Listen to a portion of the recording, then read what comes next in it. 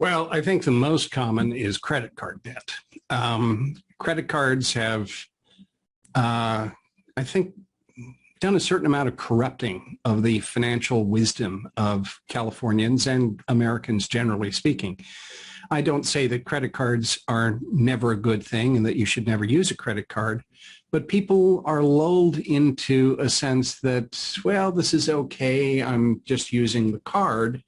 If instead you had to use cash every time or write a check or do a debit, well, then the immediacy of the expense might dissuade you from buying things that you really can't afford. So credit card, I think credit card debt is the most common.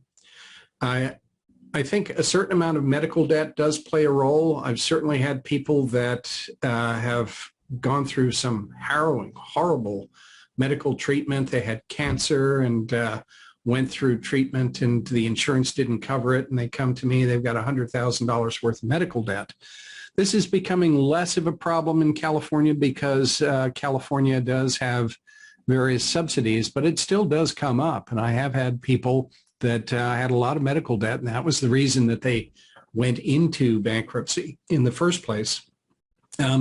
Mortgage debt does come up as well. Now you might think, well, wait a minute, a mortgage, that's a secured debt. Why would somebody file a bankruptcy just because of a mortgage? Well, it's true that the mortgage is a secured debt, and if you don't make the payments, the creditor can foreclose on the property and you lose the house. But sometimes a person has a reversal of fortune, can't make mortgage payments for a while, and then things change. The person gets a new job, the income is there. Well, they've still got that mortgage arrearage, and they can use, say, a Chapter 13 bankruptcy or even a Chapter 11 bankruptcy to cure that mortgage arrearage over time. So that generally isn't the reason a person will file a Chapter 7 bankruptcy, because you can't cure a mortgage arrearage in a Chapter 7 since there's no repayment plan. But doing one of the reorganization chapters is a way to cure that mortgage arrearage. And there are other secured debts that sometimes come up. You might have a car payment arrearage. Usually, though, if you miss a couple of car payments, the creditor will come and repossess the car. You don't have the formalities of foreclosure that give homeowners a little bit more protection. I would say those are the main ones.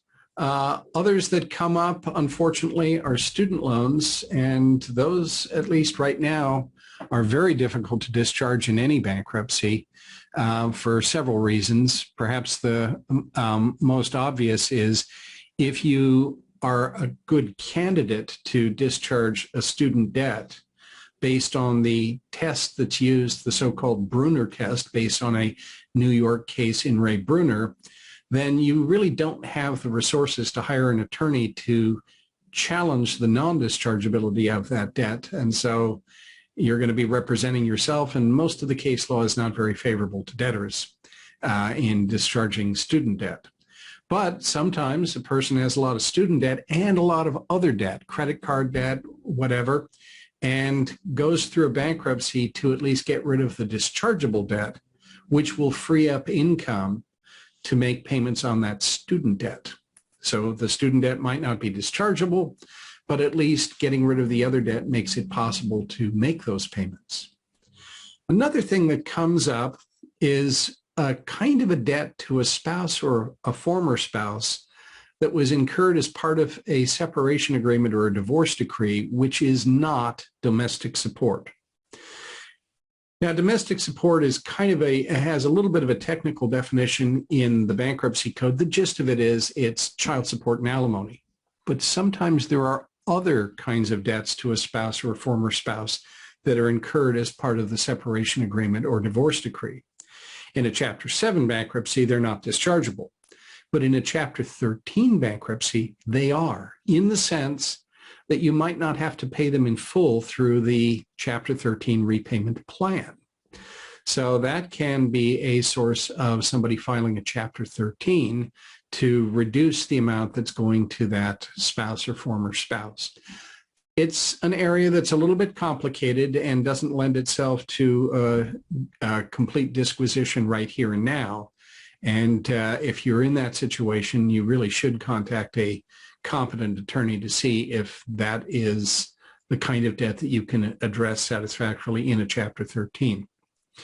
In any event, I would say those are the main kinds of debts that come up. And usually the catalyst, the thing that kicks a person so that bankruptcy is the direction to go, is a lawsuit. So person is missing payments, having trouble with the credit card debts, maybe the medical debts, whatever it is. And the initial creditor, maybe it was a bank, sold the debt to a collection agency. And after unsuccessfully trying to collect, the collection agency then just files the lawsuit. Well, the lawsuit gets people's attention. And so that is one trigger that really motivates people to file for bankruptcy. Sometimes, though, that's not enough, and the person is sued, and maybe the creditor or the collection agency got a default judgment, or maybe it even went to trial. That's somewhat unusual, but it might have gone to trial, and the debtor lost, and now the creditor is garnishing wages. That's another thing that really puts a fire under somebody's seat to let's go file for bankruptcy. Those are really the key debts and the key motivations that get people into bankruptcy. That, and of course, foreclosure.